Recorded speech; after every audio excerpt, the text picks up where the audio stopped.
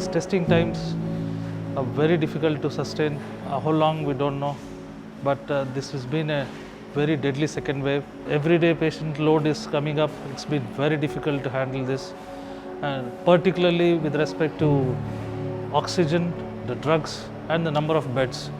We have converted the entire hospital into oxygen beds, and we retrained our nursing staff, our non-medical staff. Last year, we have treated around 7,000 patients, but this year, within a span of a month, we have already treated 5,000 patients, of which 1,700 were inpatients, and almost 2,500 to 3,500 were outpatients.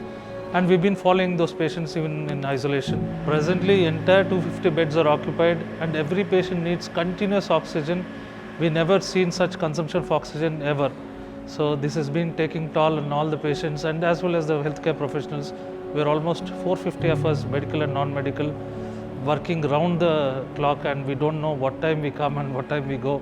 And this has been taking toll on our both physical and mental health. Without adequate oxygen supply and of course safety material for our professionals who've been working here, it will be difficult to treat patients efficiently. So that will be the drawback. So we desperately need those. Our community needs us more than ever now, and we need you. This pandemic is not over until everybody is safe. So please join hands with us. Let the humanity win.